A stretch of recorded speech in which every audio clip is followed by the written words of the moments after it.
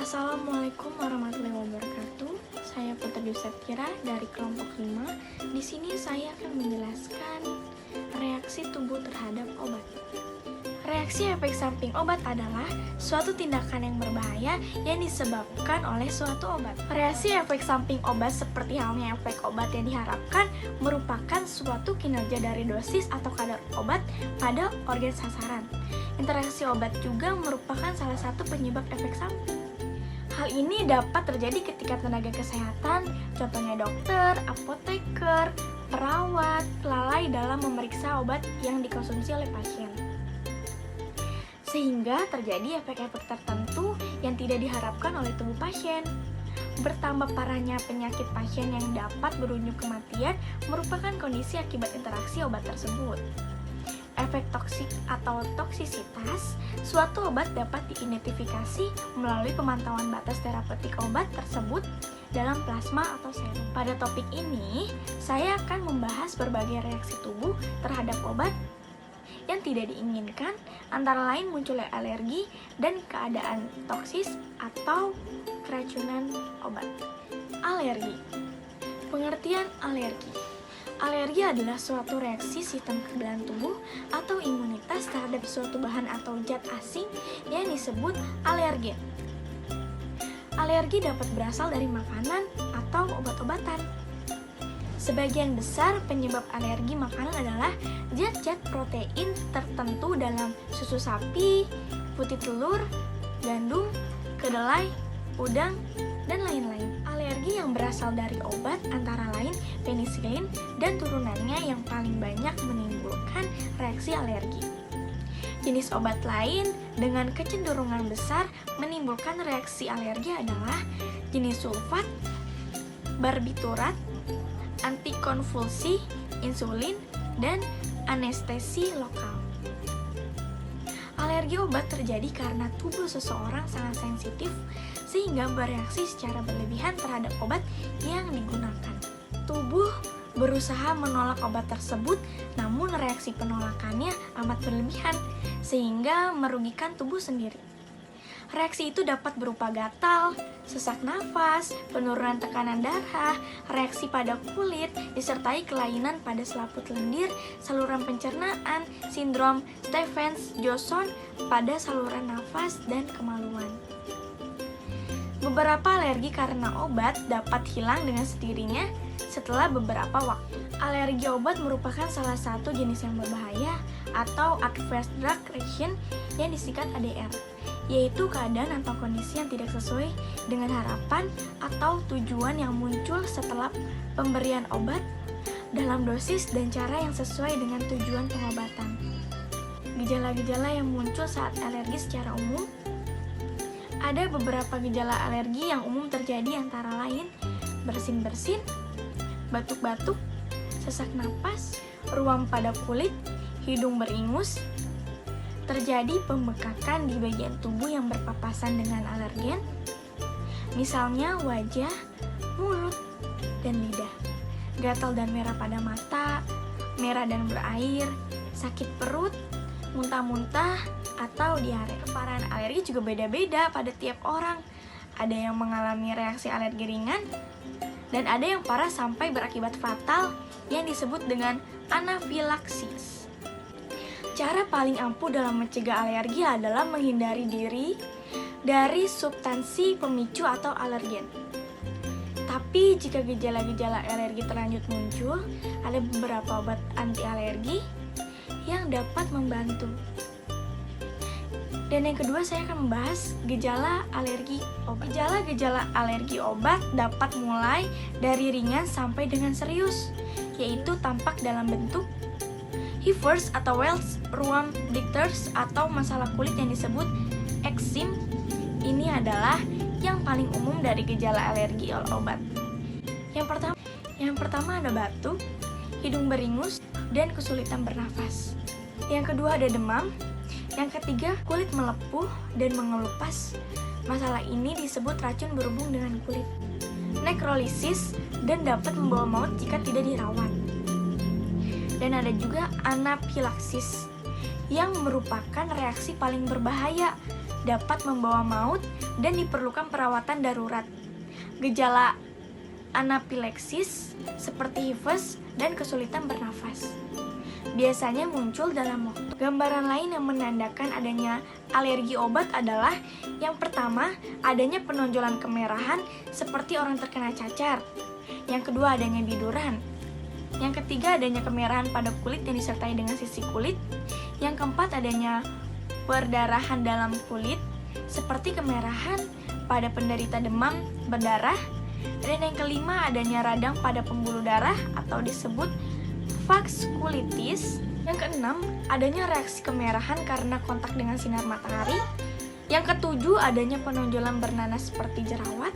Yang kedelapan, kelainan lain gawat darurat seperti kulit terbakar yang dalam istilah klinik disebut nekrolisis epidermal toksis.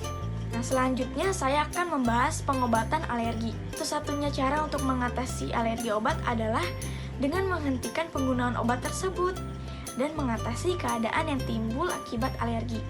Untuk mengatasi keadaan yang timbul akibat alergi tersebut, dapat digunakan obat-obatan untuk alergi seperti antihistamin, obat semprot kortikosteroid, dekongestan, penghambat leukotrinat, dan dekongestan. 5 contoh obat pemicu alergi. Contoh obat yang dapat menyebabkan reaksi alergi beberapa yang umum adalah yang pertama ada penisilis seperti nafcillin, ampicillin, atau amoxicillin. Yang kedua, obat-obatan sulfat. Yang ketiga, barbiturates. Yang keempat, insulin. Yang kelima, vaksin. Yang keenam, antikonvulsan. Yang ketujuh, obat untuk hipertiroidis. Nah, selanjutnya saya akan menjelaskan toksikologi. Pengertian toksikologi. Toksikologi adalah ilmu pengetahuan yang mempelajari efek merugikan dari bahan kimia terhadap organisme hidup. Potensi efek merugikan yang ditimbulkan oleh bahan kimia di lingkungan sangat beragam dan bervariasi, sehingga ahli toksikologi mempunyai spesialis kerja bidang tertentu. Toksikologi lingkungan adalah suatu studi yang mempelajari efek dari bahan polutan terhadap kehidupan dan pengaruh terhadap ekosistem yang digunakan untuk mengevaluasi kaitan antara manusia dengan polutan yang ada di lingkungan. Sekian penjelasan dari saya, selanjutnya akan dijelaskan oleh teman saya. Faktor genetik. Pengaruh genetik seseorang tentunya tidak akan terlepas dari faktor warisan kedua orang tuanya. Faktor genetik mempengaruhi fisik, sifat, dan faktor ketahanan tubuh seseorang. Selain faktor tersebut, ada pula faktor pengaruh atau respon obat yang dihasilkan pada setiap individu. Pada umumnya berbeda-beda atau bervariasi. Perbedaan ini dipengaruhi oleh berbagai faktor, baik faktor dari obat itu sendiri dan juga dari orang yang bersangkutan. Farmakogenetika merupakan ilmu pengetahuan yang mempelajari pengaruh respon genetik terhadap metabolisme obat itu sendiri dan juga ilmu yang menjelaskan bahwa adanya perbedaan respon obat yang dipengaruhi oleh faktor genetik tersebut. Perbedaan-perbedaan tersebut disebabkan oleh adanya beberapa gen yang bertanggung jawab terhadap perbedaan fenotip dari masing-masing individu tersebut. Oleh karena itu, seringkali kita menemukan reaksi obat yang beda-beda terhadap setiap orangnya. Nah, contohnya itu pada saat orang yang mengonsumsi obat yang tidak sesuai dengan seseorang atau katakanlah yang alergi terhadap beberapa kandungan obat. Namun, di lain sisi seseorang yang lain tentu tidak ada masalah dengan keadaan tersebut. Itulah adanya pengaruh gen tersebut. Salah satu contoh pengaruh faktor genetik terhadap metabolisme obat dalam tubuh adalah seperti metabolisme isoniazid. Isoniazid sangat lazim digunakan sebagai obat anti-tuberkulosis. Adanya kemampuan asetilasi dari masing-masing individu yang berdasarkan pada faktor genetiknya, sehingga dapat dikelompokkan menjadi 2 jenis antara lain. Yang pertama ada asetilator lambat, yaitu individu yang tergolong dalam asetilasi lambat memiliki aktivitas enzim N-asetilase transferasenya yang sangat lambat dan sedikit. Yang kedua ada asetilator cepat, yaitu individu yang tergolong asetilator cepat memiliki enzim N-asetilase transferasenya yang cukup besar. Reaksi asetilasi itu sendiri merupakan reaksi dari proses metabolisme. Dalam obatnya mengandung gugus amina primer seperti amina aromatik primer dan mina afilatik sekunder. Fungsi dari asetilasi itu sendiri adalah untuk proses detoksifikasi serta mengubah obat atau senyawa induk menjadi senyawa metabolitnya yang bersifat tidak aktif dan bersifat lebih polar. Sehingga dengan demikian akan lebih mudah untuk diekskresikan keluar tubuh. Jadi dengan kata lain dapat disimpulkan bahwa aktivitas dari obat INH ini yakini sebagian antituberkulosis sangat bergantung kepada proses atau tingkat kecepatan dari reaksi asetilasinya sendiri. Assalamualaikum warahmatullahi wabarakatuh. Nama saya Sherly Nur Sabrina Mustafa. Saya akan menjelaskan tentang reaksi idiosinkrasi.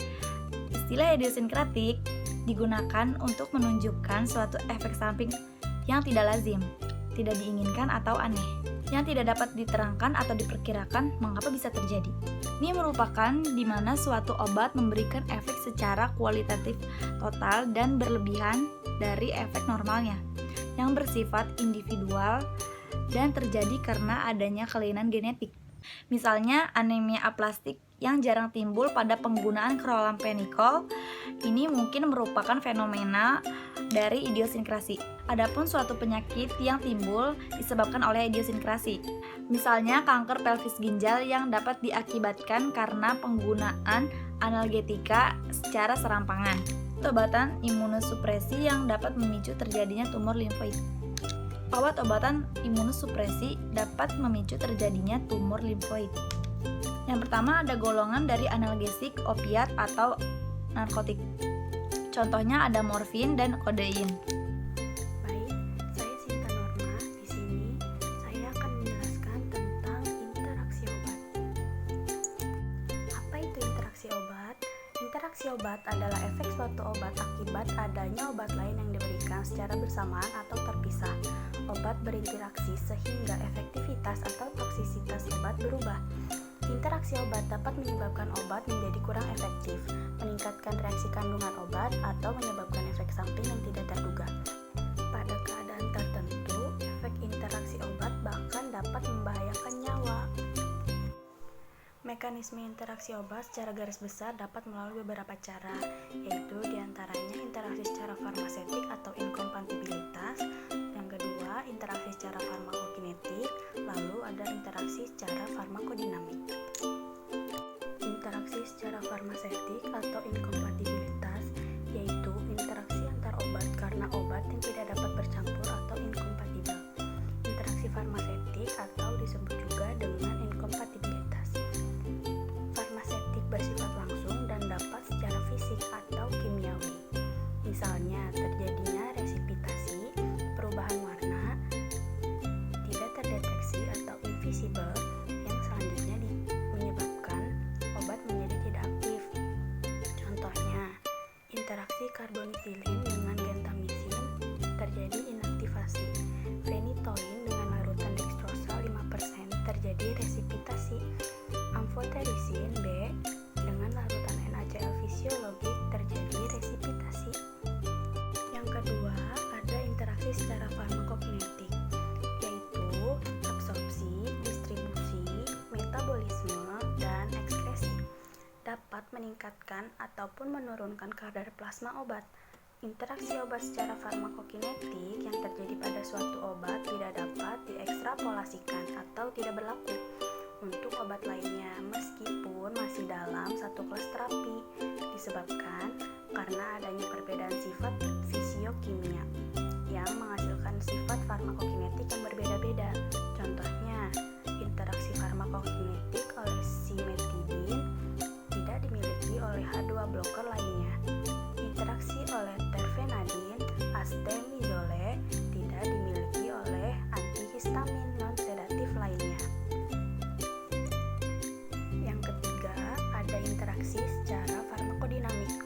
Interaksi obat yang berkompetisi pada tempat yang sama untuk bereaksi Interaksi farmakodinamik adalah interaksi obat yang bekerja pada sistem reseptor, tempat kerja atau sistem fisiologi yang sama sehingga terjadi efek yang aditif, sinergistik, atau antagonistik tanpa ada perubahan kadar plasma ataupun profil farmakokinetik lainnya.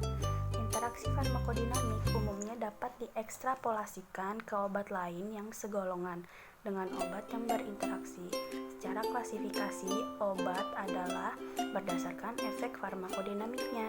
Selain itu, umumnya kejadian interaksi farmakodinamik dapat diramalkan, sehingga dapat dihindari sebelumnya jika diketahui mekanisme kerja obatnya.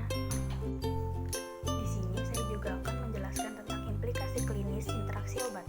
Interaksi obat sering dianggap sebagai sumber terjadinya efek samping obat atau adverse drug reactions, yakni jika metabolisme suatu obat indeks terganggu akibat adanya obat lain dan menyebabkan peningkatan kadar plasma obat indeks sehingga terjadi toksisitas.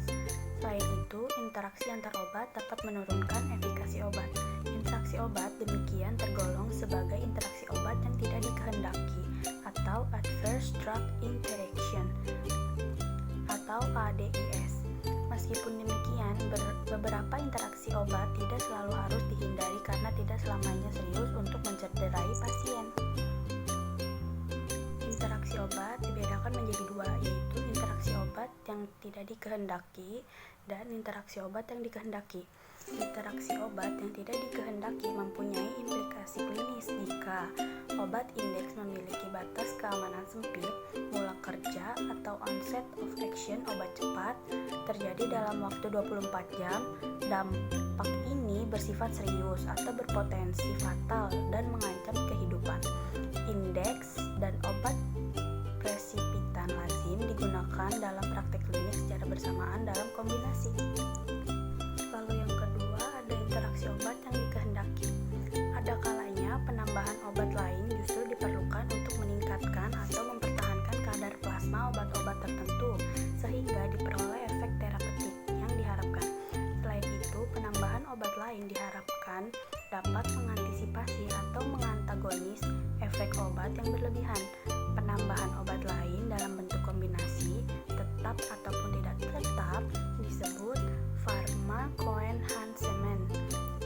Juga sengaja dilakukan untuk mencegah perkembangan resistensi, meningkatkan kepatuhan, dan menurunkan biaya terapi karena mengurangi regimen dosis obat yang harus diberikan. Nah, interaksi obat juga terjadi pada makanan. Interaksi obat dan makanan terjadi bila makanan mempengaruhi bahan dalam obat yang diminum, sehingga obat tidak dapat bekerja sebagaimana mestinya. Interaksi ini dapat menyebabkan efek yang berbeda-beda, mulai dari peningkatan atau penurunan efektivitas obat sampai efek samping. Makanan dapat menunda, mengurangi, atau meningkatkan penyerapan obat. Berikut beberapa penyebab terjadinya interaksi obat dengan makanan. Yang pertama, perubahan motilitas lambung dan usus, terutama kecepatan pengosongan lambung dari saat masuknya makanan. Yang kedua, perubahan pH, sekresi asam, serta produksi empedu. Yang ketiga, perubahan suplai darah di daerah mukosa saluran cerna. Yang keempat, dipengaruhi proses transport aktif obat oleh makanan. Yang kelima, atau yang terakhir, yaitu perubahan biotransformasi dan eliminasi. Jenis obat dan makanan yang dapat berinteraksi, salah satu contohnya yaitu keasaman dari jus buah dapat menurunkan efektivitas antibiotik. Susu dapat membentuk kelat apabila diminum bersama tetrasiklin. Lalu materi selanjutnya ada pengaruh kondisi patologik yang akan dijelaskan oleh Saudari Siti Fatimah. Halo, saya Siti Fatimah dengan NIM 202015201038 akan melanjutkan faktor yang mempengaruhi obat setelah interaksi obat, yakni kondisi patologik mempengaruhi respon obat. Nah, yang pertama ada penyakit saluran cerna. Penyakit saluran cerna dapat mempengaruhi respon obat karena penyakit ini dapat mengurangi kecepatan dan jumlah obat yang diabsorpsi pada pemberian oral. Nah, terus gimana? untuk mengkonsumsi obat pada penyakit saluran cerna. Nah, prinsip umumnya ada 3. Yang pertama, hindarkan obat-obat iritan seperti aspirin, AINS, dan lain-lain pada keadaan statis ataupun hipomotilitas. Yang kedua, kita harus hindarkan sediaan salut enterik atau lepas lambat pada hiper atau hipomotilitas saluran cerna. Yang ketiga, untuk obat-obatan lain, dosis harus sesuaikan dengan respon klinik. Kalau perlu, kita harus mengukur kadar obat dalam plasma. Nah, yang kedua, ada penyakit kardiovaskular. Penyakit kardiovaskular juga dapat mempengaruhi respon obat, karena penyakit ini mengurangi distribusi obat dan aliran darah ke hepar dan ginjal untuk eliminasi obat, sehingga kadar obat dalam darah itu tinggi dan menyebabkan efek toksik. Nah, cara konsumsi obat pada penyakit kardiovaskular ada 2, yakni turunkan dosis awal dan dosis penunjang. Yang kedua, sesuaikan dosis dengan respon klinik, dan bila perlu, kita cek kadar obat dalam plasma. Nah, yang ketiga, ada penyakit hati. Nah, penyakit hati ini dapat mengurangi metabolisme obat di hati dan sintesis protein plasma sehingga meningkatkan kadar obat. Namun, itu hanya bisa terjadi pada penyakit hati yang sudah parah, karena hati mempunyai kapasitas cadangan yang besar, sehingga penyakit hati yang masih ringan tidak mengurangi metabolisme obatnya. Ada prinsip umumnya nih untuk penyakit hati. Yang pertama, kita harus menggunakan obat yang eliminasinya via ginjal. Yang kedua, hindarkan obat-obat yang menekan SSP atau susunan saraf pusat seperti morfin, diuretik tiazid, diuretik kuat, obstipan, antikoagulan oral, kontrasepsi oral, dan obat-obat hepatotoksik. Nah, yang ketiga, gunakan dosis lebih rendah dari normal, terutama obat-obat yang eliminasinya via metabolisme hepar.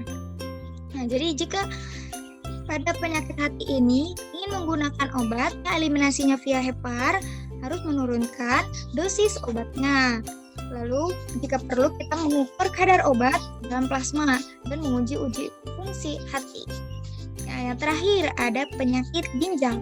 Nah, pada penyakit ginjal juga dapat mempengaruhi respon obat, karena penyakit ini mengurangi ekspresi obat aktif maupun metaboliknya yang aktif melalui ginjal, sehingga meningkatkan kadarnya dalam darah dan jaringan, sehingga menimbulkan efek toksik. Di samping itu, penyakit ginjal juga dapat mempengaruhi ikatan protein plasma, karena adanya peningkatan kadar ureum dan asam lemak bebas dalam darah. Nah, prinsip umumnya pada penyakit ginjal ini ada 3. Pertama, sedapat mungkin dipilih obat yang eliminasinya melalui metabolisme hati. Nah, kebalikan dari penyakit hati. Jika penyakit hati, sedapat mungkin kita memilih obatnya yang eliminasinya via ginjal. Kalau penyakit ginjal, sebisa mungkin kita memilih yang eliminasinya melalui hati. Nah, yang kedua, kita hindarkan penggunaan tetrasiklin, diuretik merkuri, diuretik hemat kalium, diuretik tiazid, antidiabetik oral, dan aspirin.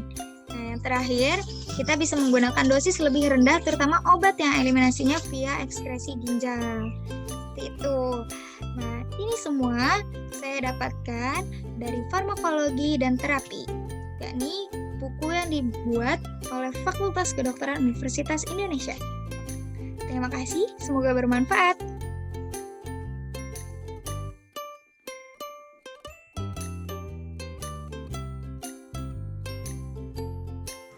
Perkenalkan, nama saya Natalia Utami. Di sini saya akan menjelaskan tentang toleransi obat. Toleransi obat adalah suatu keperluan untuk menaikkan dosis suatu obat. Toleransi obat dibedakan menjadi 3 jenis. Yang pertama ada toleransi farmakokinetik. Yang kedua ada toleransi farmakodinamik. Yang ketiga ada toleransi yang dipelajari. Toleransi farmakokinetik adalah perubahan distribusi atau metabolisme suatu obat setelah pemberian berulang. Toleransi farmakodinamik adalah perubahan adaptif yang terjadi di dalam sistem tubuh yang dipengaruhi oleh obat, sehingga respon tubuh terhadap obat berkurang saat pemberian berulang.